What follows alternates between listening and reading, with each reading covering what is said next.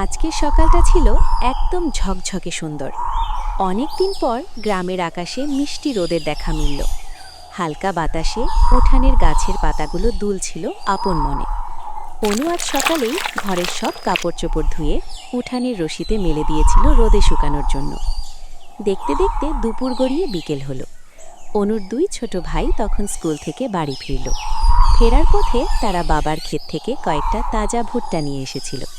বাড়িতে ঢুকে তারা বায়না ধরল, আপু, আজকে চলো না আমরা ভুট্টা পুড়িয়ে খাই। ভাইদের এমন আবদার শুনে অনুও হেসেই রাজি হয়ে গেল। বিকেল নামতেই অনু রশি থেকে শুকনো কাপড়গুলো গুছিয়ে ঘরে নিয়ে এলো। তারপর ভুট্টা পোড়ানোর প্রস্তুতি নিতে সে রান্নাঘরে গেল। প্রথমে কিছু কয়লা জোগাড় করে গ্রিলে আগুন জ্বালালো সে। এরপর এক এক করে ভুট্টাগুলো আগুনের উপর ঘুরিয়ে ঘুরিয়ে পোড়াতে শুরু করলো। ধীরে ধীরে ভুট্টাগুলো সোনালি রং ধারণ করল, আর চারদিকে ছড়িয়ে পড়ল পোড়া ভুট্টার দারুণ এক ঘ্রাণ। ভুট্টা পোড়ানো হলে অনু লবণ, মরিচ, লেবুর রস, ধনিয়া গুঁড়া আর বিট লবণ মিশিয়ে চমৎকার এক টকঝাল মশলা তৈরি করল। এরপর ভুট্টার গায়ে সুন্দর করে সেই মশলা মাখিয়ে দিল সে।